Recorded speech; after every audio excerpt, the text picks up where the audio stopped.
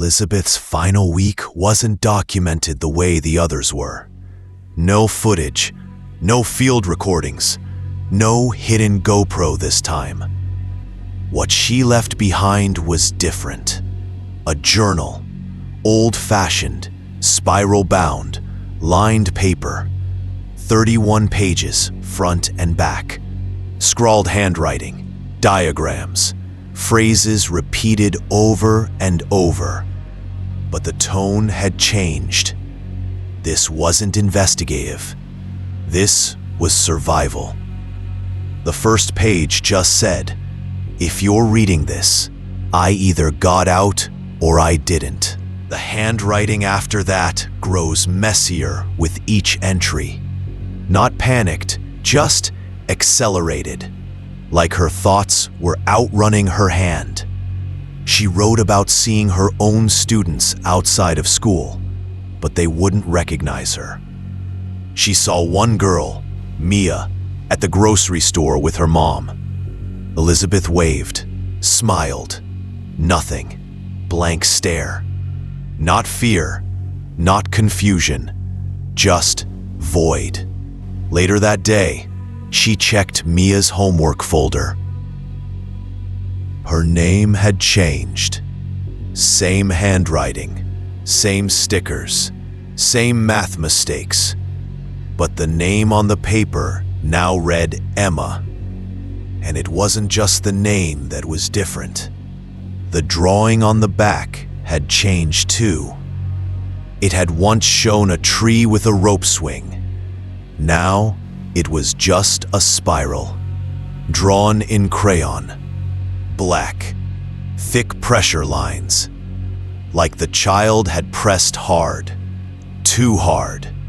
On Tuesday of that week, Elizabeth wrote, "They're not replacing students. They're replacing their memories. When one memory disappears, something moves in to fill the space. I don't know what that something is, but it teaches." She underlined teaches 3 times. Wednesday, she wrote about sounds in her home. Voices behind the wall. Not loud, never direct, more like murmurs from the next room. She said they spoke in rhythms, almost like prayers, and she started to recognize phrases from them in her students' essays. One student described a dream where the floor swallowed me, but it felt like a hug. Another wrote that silence is the only way to be seen. And in the corner of the paper, a small, careful spiral. Thursday, she tried to talk to her neighbor, an older woman, Miss Carter, who'd lived on Hawthorne Lane for decades. Elizabeth didn't mention the hollow directly, just asked if she'd ever noticed anything strange at the school. Miss Carter said, "I remember my son used to hum in his sleep. Every Friday night, same tune. Then one day, he stopped." Elizabeth asked why. Miss Carter looked confused, then said, "I don't know. Did I have a son?" She closed the door. That night, Elizabeth wrote something strange. She said her reflection had started blinking out of sync, just for a second. When she brushed her teeth, the mirror version lagged behind. When she turned away, it stared back longer. And then she wrote this: "I don't think the hollow lives underground. I think it lives in recursion, in loops. And once you're part of the loop, the only way out is forgetting." On Friday morning, her last entry, she wrote the same sentence 6 times. "The bell rings 3 times. Do not respond." Then, underneath, "If you do respond, it can wear your name." And then, one final line, almost illegible: They're building a second classroom. I don't know where she went after that. No one does. There's no missing persons report. No resignation letter. No obituary. The house she rented was emptied within 2 weeks. A new tenant moved in. Said the keys were in the mailbox. No realtor involved. When I spoke to her, she said, "I've never heard of an Elizabeth Granger. Are you sure you have the right house?" Then she smiled, and for just a second, not long, I swear her smile froze, like it wasn't hers, like something was repeating it.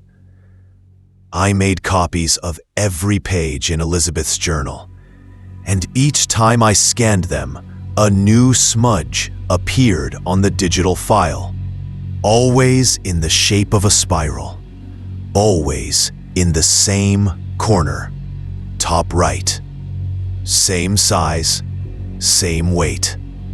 And when I tried to print it, my printer jammed every time on page 31. That last page, the one that says, "Do not respond." I started hearing the bell. Not at 3:33 this time. Random times, late at night, on the train. Once, even while watching a YouTube video, just a cooking tutorial. Out of nowhere, that same tone rang once in the background. 3 chimes, and the chef on the screen blinked, paused, and said, "That's enough salt for now." But there was no salt in the recipe. And then came the messages. Typed, plain text. Always from random email addresses that deactivated after one reply. They all said the same thing. Are you ready to ask differently? I started seeing spirals in things that never had them. Cracks in the sidewalk, coffee stains, cable nuts. One night, I dropped a glass, and it shattered. The pieces formed a spiral on the floor. I didn't touch them, just stared, because it didn't feel like a coincidence. It felt like a question, and that's the thing. The hollow doesn't invade, it invites. Through paperwork, through repetition, through the way we nod and say yes without reading the fine print. It never knocks down doors. It just asks, "Will you forget this for me?" And if you say yes enough times, you won't even remember the question. Elizabeth said they were building a second classroom. I think that classroom isn't physical. I think it's digital, online, embedded in systems, portals, logins, filters, and once you enter it, your curriculum changes. You learn to stop looking at the wrong things and to memorize the right ones. And before you know it, you're just part of it. A lesson, a name in the ledger, a shape behind the wall.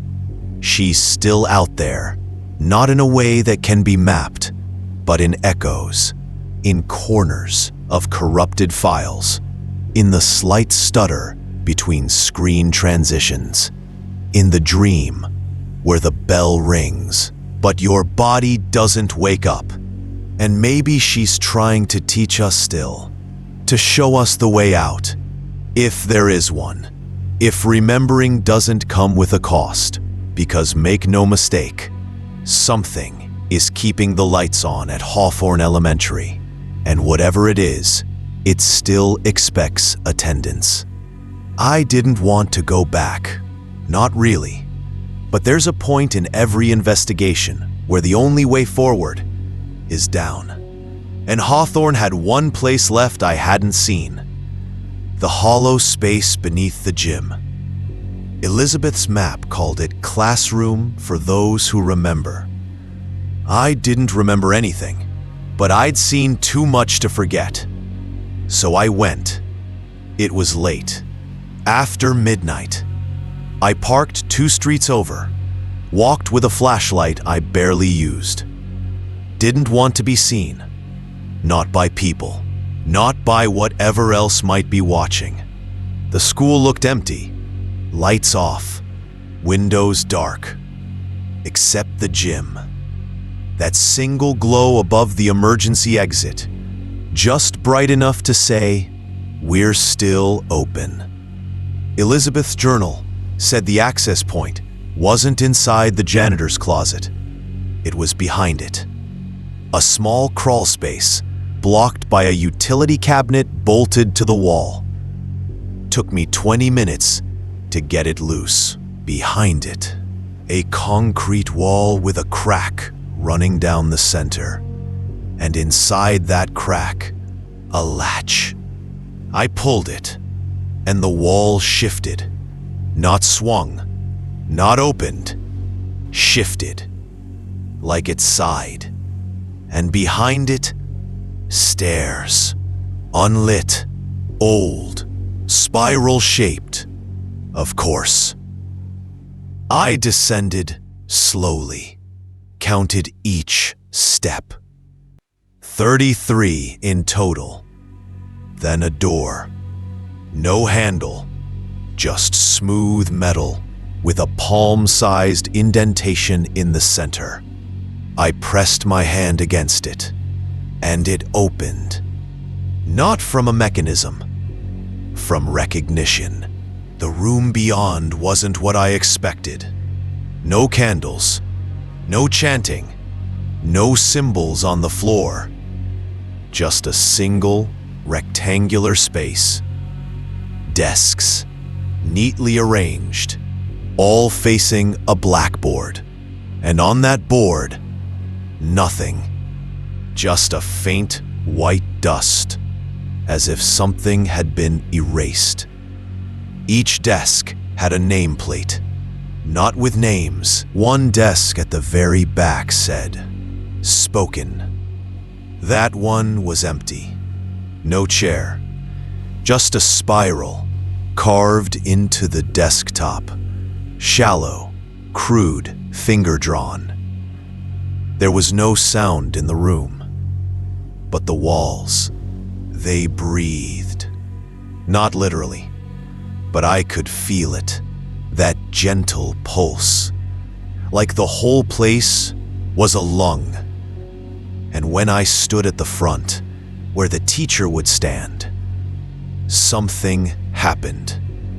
I heard the bell, 3 chimes, from inside my own head. And then, something moved in the walls. It wasn't visible at first, just a presence, like being watched through a keyhole you can't see. Then, from behind the blackboard, a shape. Not human, not entirely. It moved like a teacher who'd walked the same path too many times. Slow, precise, almost bored. It had a face, but no expression. No mouth, just skin, stretched smooth where the lips should have been. And in place of eyes, mirrors. Tiny, perfect circles reflecting back, not me, but other versions of me. In one, I looked older. In another, I wasn't alone. In a third, I had no face at all. It raised one hand and pointed at the desk labeled lesson. Then the blackboard lit up, but not from chalk, from memory. My memory. Photos I didn't know were taken. Sentences I'd written as a child. Homework assignments. Doodles. The board replayed my 3rd grade year like it was on a loop. Except there were gaps. Kids missing from the group shots, assignments with spirals in the margins I never drew, and one entry that made my stomach drop. Observation progress initiated May 18th, 2001. That's my birthday. The figure moved toward me, still slow, still silent, and then I heard the voice, but not from it. From under the floor, a chorus of children whispering in unison, "Ask it right. Ask it right. Ask it right." I didn't understand until the desk labeled spoken, the one with no chair, began to hum. Low, resonant, like it was waiting, like it would only stop once I asked something it could answer. So I asked, "What happened to Elizabeth?" Silence. The desk vibrated. The whispers stopped. And the board changed. A photo appeared, grainy, surveillance style. Elizabeth, standing at this very blackboard, eyes wide, face pale. Behind her, the same figure I saw now, except she was smiling, like she understood something. The chalkboard next to her said, "Memory accepted. Role contained." Then the board flickered again and showed one final line. Disruption 1. Correction 1. Loop status maintained. I turned to leave, and the door behind me had vanished. Not shut. Gone. It asked, "Do you wish to be rewritten?" The desk in front of me split open slightly. Inside was a single piece of paper, blank, and a pen. I didn't touch it, didn't move, didn't breathe. And after a few minutes, the wall behind me returned. The stairs reappeared, and the lights flickered once, like an acknowledgement. Not permission, just a reminder that I could leave this time, but maybe not next. When I got home, I found something tucked under my apartment door.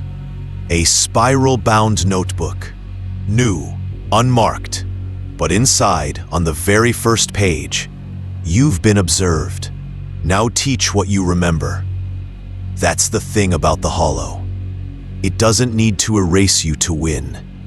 It just needs you to carry the lesson forward, to continue the ritual, to spread the structure.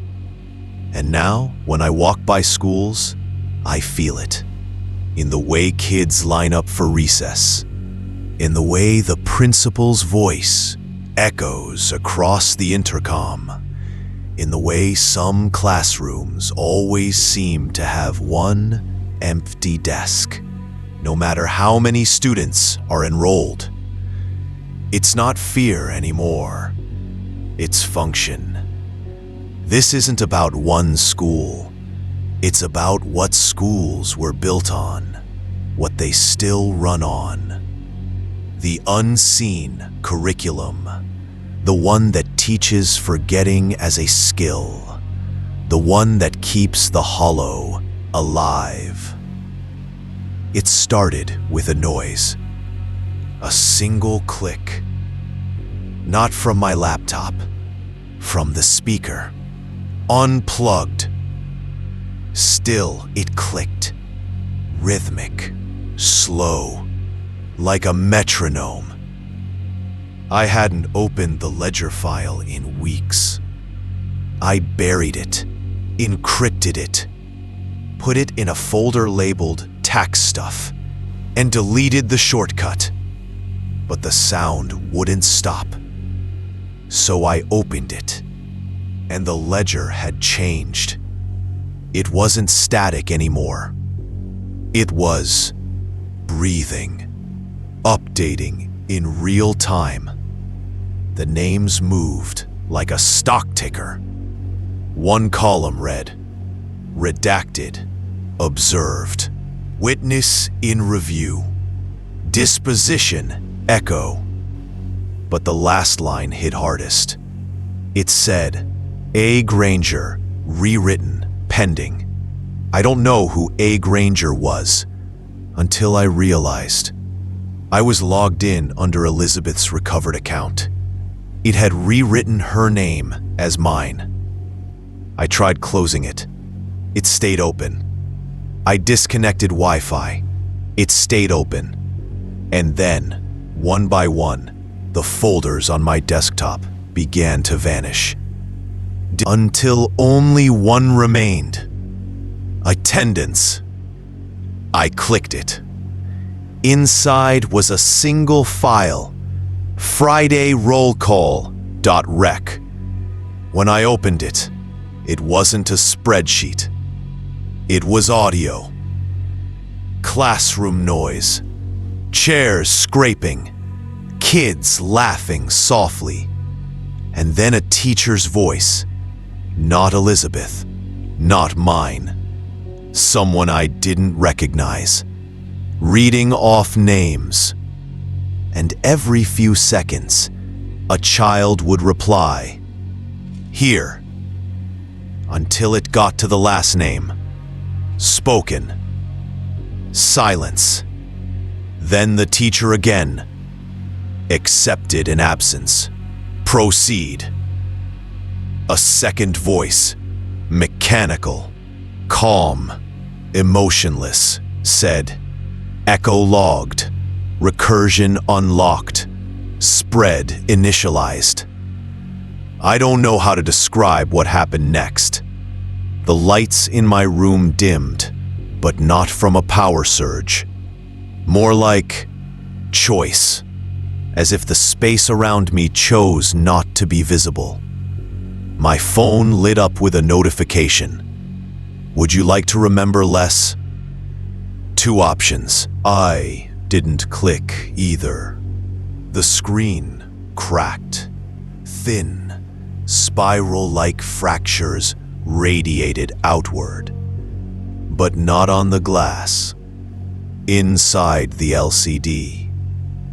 Like something had crawled beneath the screen and was etching itself out. The next morning, everything online changed. Subtle things. The Wikipedia page for Hawthorne Elementary was gone. 404 error. A cached version said, this page has been redirected to maintain curriculum compliance. Old articles? Broken. Reddit threads? Locked. Even my YouTube history had changed. Videos I never watched were now marked viewed. One was called, How to Host When the Classroom is Empty. It was only 3 seconds long. Black screen. A whisper. You've been heard. Then nothing. I left my apartment that afternoon. Needed air, light, reality. But the world felt wrong. Like the hollow had spilled out. I passed a man on the sidewalk, arguing with someone on the phone. He was saying, no, I don't remember agreeing to that. I never. Wait, was I absent? And when I turned around, he was gone. No one around me had even noticed. I went into a cafe I'd never visited. Ordered coffee. The barista looked up at me and said, name? I said it. She blinked, paused, then wrote, substitute, and smiled. That night, I checked my email. Every old message from Elizabeth, gone. Replaced with a single draft. Unsaved. No sender. It read, you are not her. But you remember her. That's enough to trigger containment. The spiral is satisfied, but not full. Attendance is spreading. Then, do not look at the map. Attached was a link. Google Maps, my area. I clicked. The neighborhood where Hawthorne used to be? Gone. In its place, a gray patch labeled pending zoning, provisional classroom. Every click zoomed in further, but the streets started looping, literally folding inward. No endpoint, no center, just spirals of cul-de-sacs leading into themselves. The satellite view flickered, and for a single frame, I saw the desks. Not one school, hundreds, all facing the same direction, toward a blank board that pulsed, like it was waiting to be written on. I think I figured out what the Hollow really is. It's not a place. It's not a ghost. It's a system. A recursive educational parasite that uses structure to replicate itself. It embeds in calendars, schedules, bells, attendance records, and every time you nod your head to a rule without reading it, every time you fill in a bubble and forget the question 5 minutes later, it grows. Elizabeth didn't go missing. She was processed. She asked the wrong question the right way. And now I'm doing the same. But the difference is, I don't want to escape it. I want to document it. Because if I forget, like they want, then it spreads faster. But if I remember, if you remember, maybe that slows it down. Maybe that's what it's afraid of. Not resistance, not rebellion, just retention. The last file in the attendance folder updated itself again. The only text inside now says, Friday, 3:33 p.m. You will be asked one more time. Answer carefully or become the next classroom. And the spiral? It's showing up everywhere. Not just in my notes, not just in dreams, in corporate logos, in road signs, in recycling bins, in learning tools for toddlers, shapes that encourage children to trace and repeat over and over until the motion becomes natural and the ritual becomes education. The Hollow doesn't scream. It smiles. It says, this is the curriculum. This is best for everyone. This is progress. This is your new memory. And we agree, because that's what we were taught. I always thought the best way to fight something like this was to expose it. That if you could just show people the truth, the photos, the recordings, the history, they'd see it. They'd have to see it. But I was wrong. Because the Hollow doesn't fear exposure. It plans for it. I uploaded everything. The footage, the files, screenshots of the spiral in the school architecture, Elizabeth's voice recordings, all of it.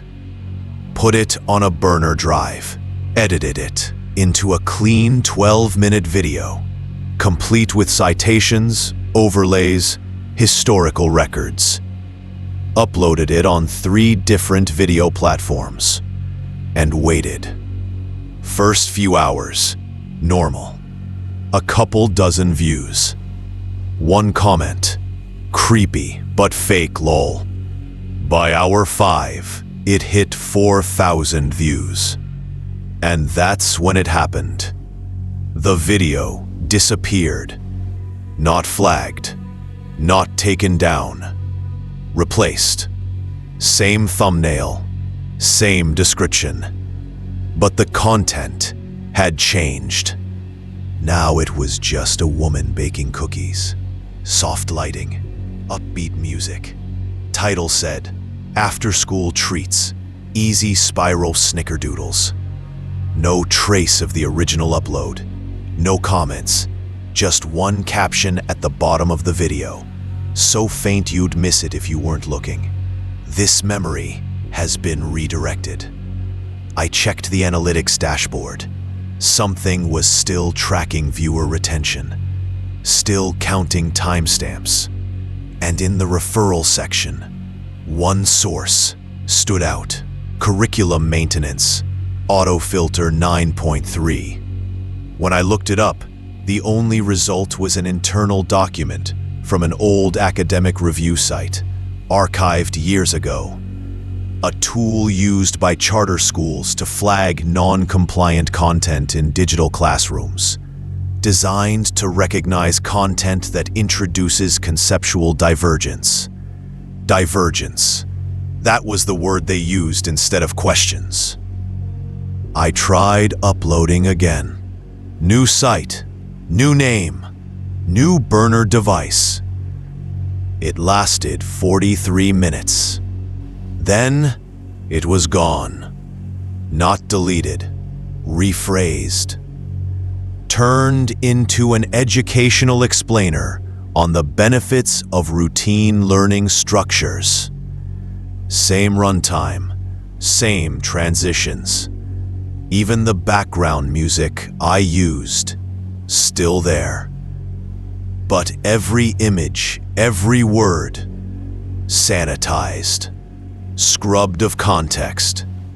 Like my message had been interpreted by a teacher I never met and passed through curriculum compliance. And then, my phone rang. Unknown number. I didn't answer, but the voicemail came through anyway. No voice, no music, just a roll call. Names I didn't recognize, listed one after the other, until the last one, spoken. And then a different voice, calm, familiar, mine, saying, present. That was the first time I felt it inside me. The realization, the terror, that this wasn't about content, it was about roles. Once you've witnessed, you get assigned. And once you're assigned, you can't unsay what you've been taught. You become curriculum. I went dark after that. Disconnected drives, tore apart cameras, deleted caches, burned the journal pages I'd scanned. But the hollow had already adapted. It doesn't just monitor. It teaches against memory. Makes you feel ridiculous. Makes you doubt. Like when you say something twice in a room and someone asks, "Did you already say that?" And suddenly you're second-guessing everything. That's what it does, on a system-wide level. It gaslights entire institutions into teaching silence and labeling it growth. But here's where it gets worse. Someone reached out to me. Email. No name. Just a subject line. You're not the first. Inside was a link. An FTP folder with one file. Video. Dated 1998. Black and white. Grainy footage of a man standing in front of a corkboard, pointing at old yearbooks, enrollment logs, newspaper clippings. He looked tired, afraid, but determined. He said, "They think I'm a dropout. That's what my file says. But I wasn't a student. I was a lesson plan." He panned the camera down to his chest, showed a tattoo, the spiral carved into his skin. Below it, one word: elective. Then he paused, looked into the lens, and said something I haven't been able to forget. They don't erase your story. They reassign it. You think you're telling your truth, but you're reading from the board, and the chalk was already in your hand when you walked in. The file ended abruptly, and the next day, the FTP link was dead. Gone. I reverse image searched his face. Nothing. Reverse audio searched the clip. Got flagged for unauthorized content distribution. And the very next morning, I got an email from a local school district I've never interacted with. Subject line: your application for substitute educator has been received. Attached was a PDF, an onboarding packet with my name already typed in. And the school, Hawthorne Preparatory, Satellite Campus. I think they knew I'd try to talk, so they waited. They don't destroy you for remembering. They offer you a role. That's the final step in containment, not deletion. Incorporation.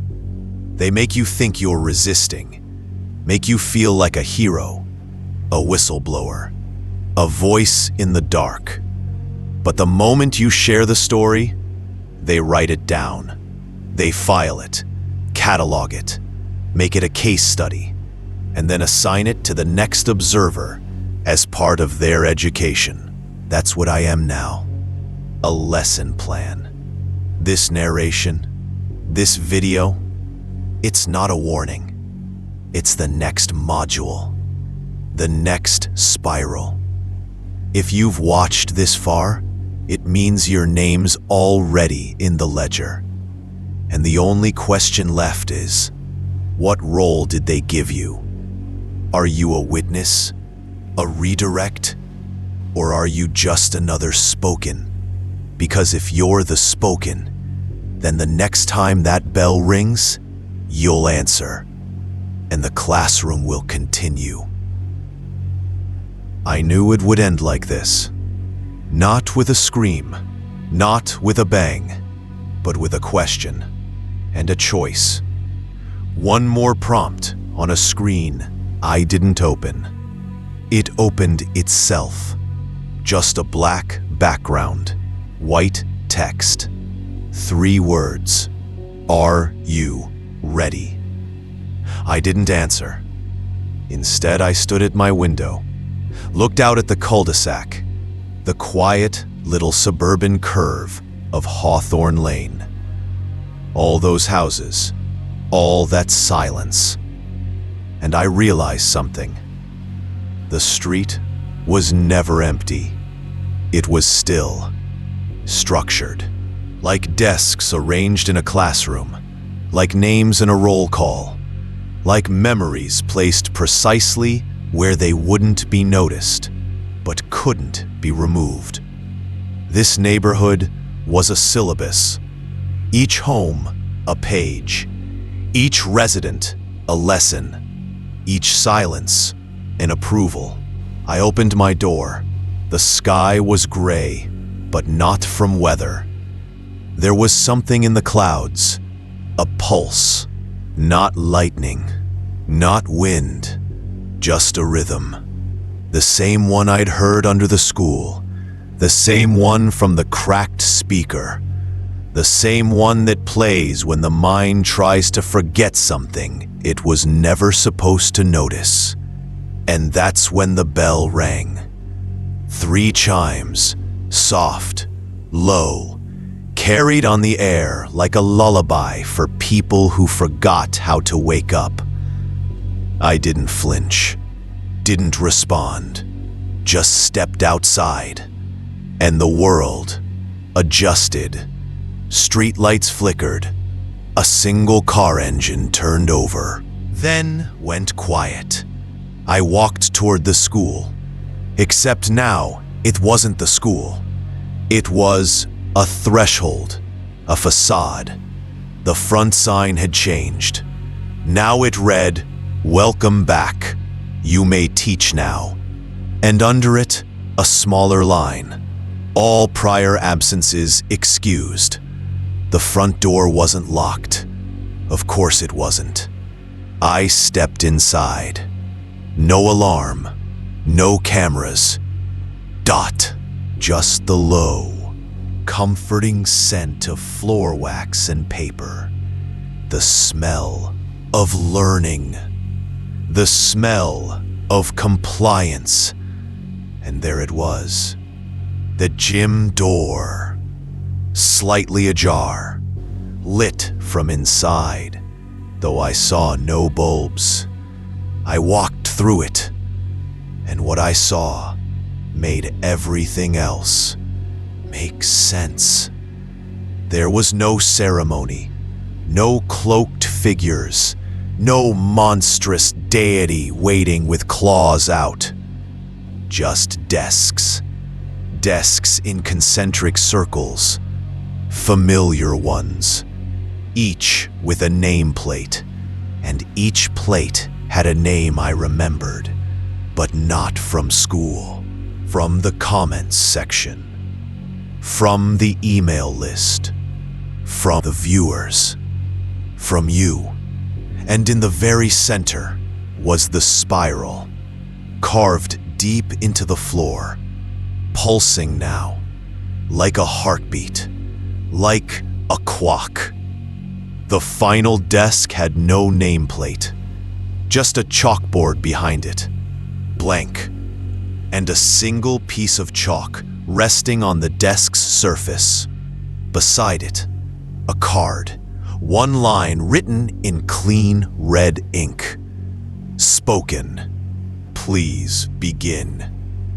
I should have run, should have screamed, burned it all down. But I didn't. I sat, because I understood. The hollow doesn't demand violence. It demands structure. It waits for people like me, the explainers, the archivists, the narrators, those of us who mistake remembering for resistance, when all it really means is you're ready to teach the next class. So I picked up the chalk, took a breath, and wrote the only word that came to mind. You. And the room answered. Not in sound, in presence. Like every desk turned to look. Like every nameplate lit up. Like the spiral widened, just slightly, to make space for one more. And now here we are. You're hearing my voice, but it isn't just mine anymore. It's the echo of every witness before me, the hum of classrooms built on forgetting, the tone between bells that no one ever times, the silence that follows a question you were never supposed to ask. So I'll ask it for you. Did you notice what was missing? That feeling in your gut when you pass an empty swing set. That gap in your memory between second and third grade. That face you remember but never learned the name. They're all here, filed, categorized, cataloged. And if you've heard all 10 parts of this story, then you've already stepped through the door. The hollow doesn't need to grow. It needs to continue. And now you will. Because the final bell isn't the end of class. It's the start of the next one. This has been my attendance, my testimony, my submission. And now, it's yours too. The desk is empty. The board is clean. And the chalk is in your hand. Write carefully. Because the spiral watches. And the classroom never really closes. You've heard it now. You've seen what they erased. And if you're still here, it means you're not just watching. You're remembering. You're part of it. So share this. Let them hear it. Let them see what was hidden. Subscribe, not just to this channel, but to the truth. And the next time the bell rings, make sure you're the one who answers before someone else writes your name.